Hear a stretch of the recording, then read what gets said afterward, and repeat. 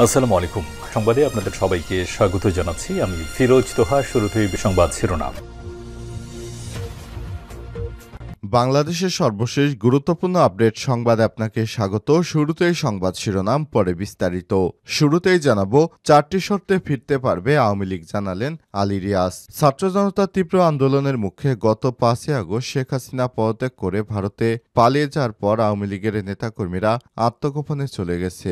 অনেকেই ভারতে কিংবা দেশের বিভিন্ন স্থানে আত্মগোপনে আছেন, কেউ বা বিভিন্ন দেশে পালিয়ে গেছেন। এছাড়াও অনেকেই আটকে আছেন কারাগারে। ফলে দলের নেতৃত্ব কিংবা কার্যক্রম কোনোভাবেই দৃশ্যমান নয়। এমন পরিস্থিতিতে 4টি শর্তে ফিরতে পারবে আওয়ামী লীগ, জানালেন আলী রিয়াজ। এ বিষয়ে গুরুত্বপূর্ণ সংবাদ জানাবো, সঙ্গেই থাকুন। এরপর জানাবো, তুরাগ তীরে চলছে বিশ্ব ইজতেমার প্রথম পর্ব। টঙ্গীর তুরাগ তীরে চলছে বিশ্ব ইজতেমার 58তম আসরের প্রথম পর্ব। বৃহস্পতিবার 30 জানুয়ারি মাগরিবের নামাজের পর আহ্বায়নের মাধ্যমে শুরু হয়েছে ইজতেমার আনুষ্ঠানিকতা। এদিকে সাবেক সমাজকল্যাণমন্ত্রী নুরুজ্জামান গ্রেপ্তার। ক্ষমতাচ্যুত আওয়ামী লীগ সরকারের সাবেক সমাজকল্যাণমন্ত্রী ও সাবেক সংসদ সদস্য নুরুজ্জামান আহমেদকে গ্রেপ্তার করেছে রংপুর মহানগর পুলিশ আরএমপি। এবারে জানাবো, প্রকাশ্যে কূপে হাতের কবজি বিচ্ছিন্ন করে যুবকের মোবাইল ছিনতাই। রাজধানীর আদাবরে সুমন শেখ 26 নামে এক যুবককে প্রকাশ্যে ধারালো অস্ত্র দিয়ে কুপিয়ে তার মুঠোফোন ছিনতাইয়ের ঘটনা ঘটেছে। ওই যুবকের বাম হাতের কবজি বিচ্ছিন্ন হয়ে গেছে। এদিকে মুন্সিগঞ্জে 2 গ্রুপের গোলাগুলি, নিহত 2, আহত 11। মুন্সিগঞ্জের সীমানাধীন চর আবদুল্লাপুর এলাকায় বালু উত্তোলন নিয়ে দ্বন্দ্বে কিবরিয়া বাহিনীর সদস্যদের ও নৌপুলিশের গুলিতে নিহত হয়েছে 2 জন। এই ঘটনায় আহত আরও 1। বৃহস্পতিবার 30 জানুয়ারি সন্ধ্যা 7টার দিকে মুন্সিগঞ্জ মোহনপুর সীমানাধীন চর আবদুল্লাপুর মেঘনা নদীতে এই ঘটনা ঘটে। এবং সর্বশেষ জানাবো, মধুচন্দ্রিমা শেষ, প্রত্যাশার চাপ বাড়ছে অন্তর্বর্তীকালীন সরকারের উপর। আইসিজি। জুলাই আগস্টের অভ্যুত্থানের পর অভাবনীয় সমর্থন নিয়ে অধ্যাপক ডক্টর মোহাম্মদ ইউনূসের নেতৃত্বাধীন সরকার যাত্রা শুরু করেছিল, কিন্তু সেটি এখন অবনতির দিকে যেতে শুরু করেছে বলে মনে করছে ইন্টারন্যাশনাল ক্রাইসিস গ্রুপ আইসিজি। প্রিয় দর্শক, এতক্ষণ শুনছিলেন সংবাদ শিরোনাম, এবারে বিস্তারিত।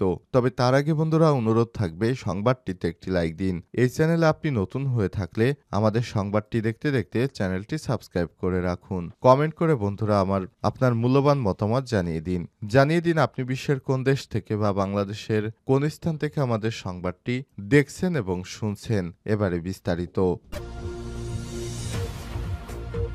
4টি শর্তে ফিরতে পারবে আওয়ামী লীগ, জানালেন আলী রিয়াজ। ছাত্র জনতার তীব্র আন্দোলনের মুখে গত 5ই আগস্ট শেখ হাসিনা দেশ ছেড়ে ভারতে পালিয়ে যাওয়ার পর আওয়ামী লীগের নেতাকর্মীরা আত্মগোপনে চলে যায়। অনেকেই ভারতে কিংবা অন্য দেশে চলে গেছেন।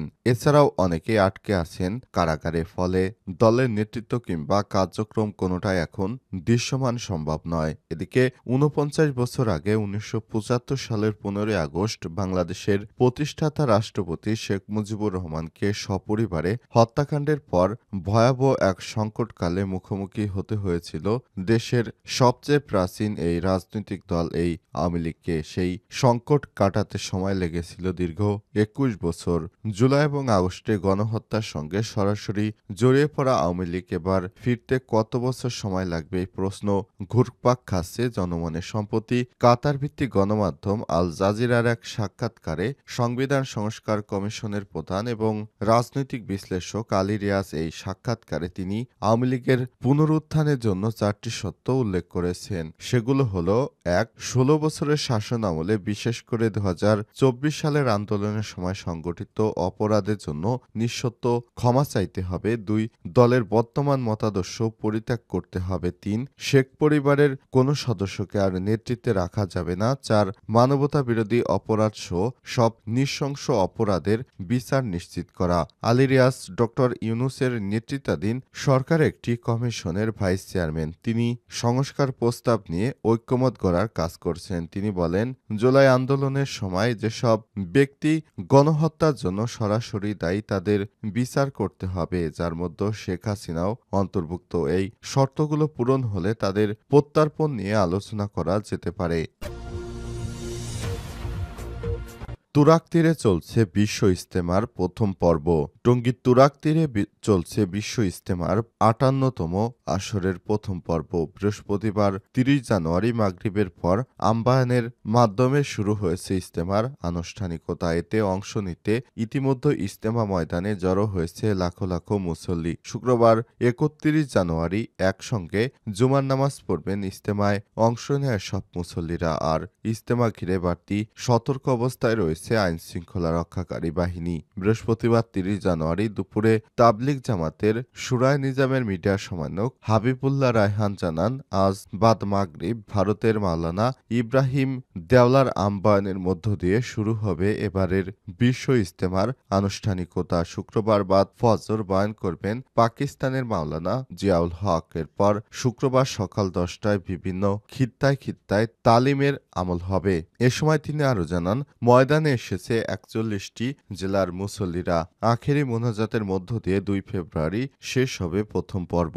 জানা যায়, এবারের ইজতেমার প্রথম পর্ব ২ ভাগে অনুষ্ঠিত হতে যাচ্ছে। ৩১ জানুয়ারি থেকে ২ ফেব্রুয়ারি প্রথম ধাপ এবং ৩ ফেব্রুয়ারি থেকে ৫ই ফেব্রুয়ারি দ্বিতীয় ধাপ অনুষ্ঠিত হবে। প্রথম ধাপে ৪১টি জেলা এবং ঢাকার এক অংশ অংশগ্রহণ করবে। এছাড়াও দ্বিতীয় ধাপে প্রায় ২২টি জেলা এবং ঢাকার বাকি অংশ অংশগ্রহণ করবে। ২০১৮ সালে মাওলানা সাদ ও মাওলানা জুবায়েরপন্থীদের সংঘর্ষের পর থেকে ২ পর্বে অনুষ্ঠিত হচ্ছে বাংলাদেশে ইজতেমা। সাবেক সমাজ কল্যাণমন্ত্রী নুরুজ্জামান গ্রেপ্তার। ক্ষমতাচ্যুত আওয়ামী লীগ সরকারের সাবেক সমাজ কল্যাণমন্ত্রী ও সংসদ সদস্য নুরুজ্জামান আহমেদকে গ্রেপ্তার করেছে রংপুর মহানগর পুলিশ আরএমপি। বৃহস্পতিবার ৩০ জানুয়ারি রাত ৮:৩০টার দিকে রংপুর মহানগরীর সেন্ট্রাল রোডে পোস্ট অফিস সংলগ্ন গলির এক আত্মীয়ের বাসা থেকে তাকে গ্রেপ্তার করা হয়। গ্রেপ্তারের বিষয়টি নিশ্চিত করেছেন আরএমপি কমিশনার মোহাম্মদ মজিদ আলী। জানান, গোপন সংবাদের ভিত্তিতে এই বাসা থেকে তাকে গ্রেপ্তার করা হয়েছে। তার বিরুদ্ধে বৈষম্যবিরোধী ছাত্র আন্দোলনে হামলা, হত্যা চেষ্টা সহ অভিযোগ রয়েছে একাধিক মামলার। খোঁজ নিয়ে জানা গেছে, রংপুরে বৈষম্যবিরোধী ছাত্র আন্দোলনে মাহমুদুল হাসান মুন্না নিহতের ঘটনায় সাবেক সমাজ কল্যাণমন্ত্রী নুরুজ্জামান আহমেদ ও তার ছেলেসহ ১৭৮ জনের বিরুদ্ধে মামলা হয়েছে। গত বছরের ২৯ August Rangpur metropolitan magistrate Kotwali আমলি আদালতে মামলাটি করেন মুন্নার বাবা আব্দুল মজিদ। এ মামলায় গত ২৮ জানুয়ারি রাতে নগরীর স্টেশন বাবুপাড়ায় অভিযান চালিয়ে নিষিদ্ধ ঘোষিত সংগঠন ছাত্রলীগ নেতা আলামিন হোসেনকে অস্ত্রসহ গ্রেপ্তার করে পুলিশ। প্রকাশ্যে কূপে হাতের কবজি বিচ্ছিন্ন করে যুবকের মোবাইল ছিনতাই। রাজধানীর আদাবরে সুমন শেখ ২৬ নামে এক যুবককে প্রকাশ্যে ধারালো অস্ত্র দিয়ে কুপিয়ে তার মুঠোফোন ছিনতাইয়ের ঘটনা ঘটেছে। এই ঘটনায় ওই যুবকের বাম হাতের কবজি বিচ্ছিন্ন হয়ে গেছে। গুরুতর আহত অবস্থায় তাকে নগরীর ঢাকা মেডিকেল কলেজ ঢামেক হাসপাতালে ভর্তি করা হয়েছে। বৃহস্পতিবার দুপুর ৩:৩০টার দিকে আদাবরের বালুরমাঠ এলাকায় ঘটনা ঘটে। সুমন হোসেন তাকে হাসপাতালে নিয়ে আসা মোহাম্মদ লিটন জানান, আদাবরে বালুরমাঠ এলাকায় হাত চেপে ধরে কান্নাকাটি করছিল সুমন। পরে গিয়ে দেখতে পাই তার বাম হাতের কবজি কেটে ফেলেছে চক্রটি। ওই সময় দ্রুত তাকে ঢাকা মেডিকেল কলেজ হাসপাতালে নিয়ে আসে। আহত সুমন শেখ জানান, তার বাসা দারুস-সালামের আনসার ক্যাম্প এলাকায়। পেশায় রাজমিস্ত্রি। সকাল ১০ নম্বর এলাকায় তার ফুপুর বাসায় যায় সুমন। পরে দুপুরের দিকে ফুপুর বাসা থেকে বের হয়ে দারুস-সালামে আসার পথে আদাবর বালুরমাঠ এলাকায় পৌঁছলে টুন্ডাবাবু সহ কয়েকজন তার কাছ থেকে মোবাইল